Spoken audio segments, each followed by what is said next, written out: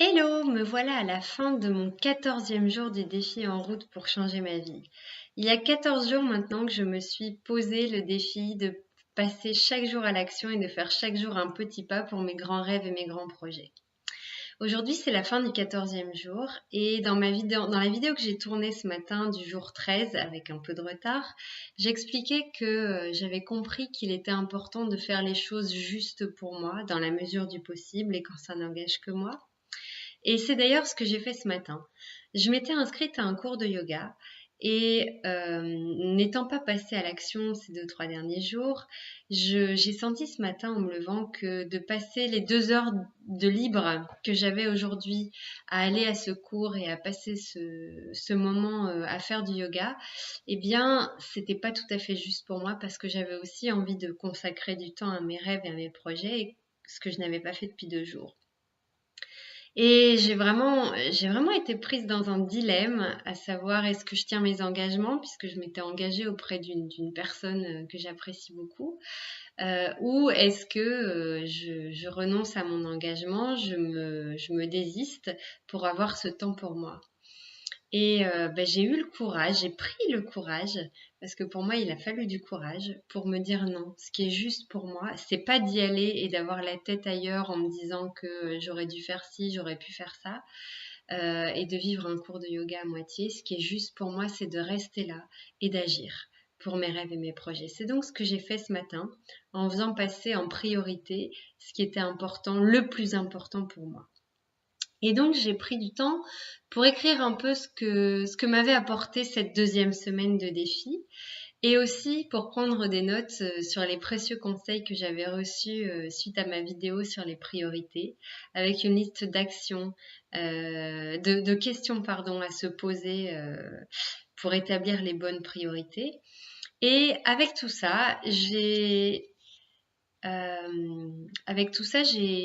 établi la liste des priorités pour cette semaine. Avec en numéro 1 l'écriture de ma conférence, en tout cas écrire les grandes idées et faire des lectures qui me nourrissent, puisque c'est ça vraiment qui est le plus urgent et le plus important pour moi maintenant, étant donné que ma conférence est dans 2 semaines. Évidemment, c'est un projet qui m'enthousiasme beaucoup, qui m'excite beaucoup, mais je me rends compte aussi qu'au plus c'est important pour moi, au plus je me mets la pression. Et au plus je me mets la pression, au plus il y a un mécanisme qui m'est très familier et que je cherche à combattre notamment à travers ce défi, c'est qu'au plus j'ai de la pression, au plus je procrastine. C'est involontaire, c'est même inconscient par moment. Mais en tout cas, c'est aussi ce qui s'est passé aujourd'hui. Je m'étais donc libérée 2 heures. J'ai passé un peu de temps à écrire et à faire un peu le feedback de ma dernière semaine de défi.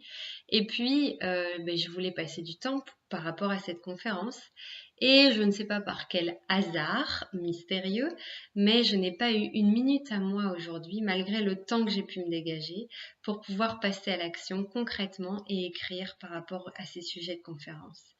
Et évidemment, j'ai tendance à m'énerver contre moi-même et être fâchée contre moi-même de me dire mais bon sang, comment ça se fait Mais je sais aussi que ce qui est à l'œuvre, c'est ce mécanisme inconscient et je sais en ayant conscience maintenant que la meilleure chose que j'ai à faire, c'est de travailler sur la pression que je me mets. C'est donc ce que je vais faire dès demain matin. Ça va être ma priorité numéro 1. Ça va être vraiment de travailler sur cette pression que je me mets pour retrouver le plaisir d'écrire juste pour écrire, sans attente du résultat. Ça, c'est vraiment un des grands enseignements de la première semaine. Et j'ose espérer que de cette manière, quand j'arriverai à faire ça, eh bien j'avancerai par rapport à cette conférence, mais je sais aussi qu'il faut que j'oublie le résultat. Voilà un peu pour moi aujourd'hui.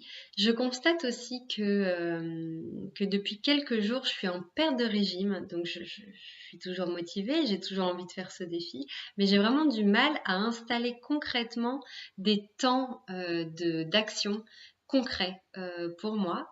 Donc ça me pose question aussi. Je n'ai pas encore bien la réponse de qu'est-ce qui fait ça. J'ai essayé de lâcher prise là-dessus aussi et de me régénérer comme je vous l'expliquais ces derniers jours.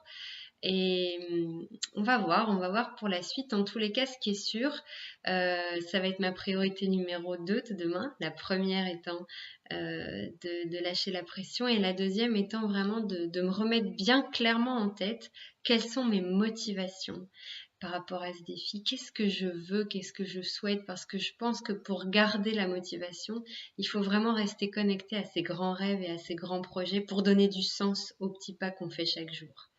Voilà en tout cas ce que m'apportent mes difficultés du jour. Je vous souhaite une très bonne fin de soirée. Je serais ravie de savoir où vous en êtes. Partagez-moi aussi vos difficultés si vous en avez. Je me sentirai moins seule. En tout cas, je vous remercie de continuer à me suivre et à me soutenir. Et moi, je vous dis à demain.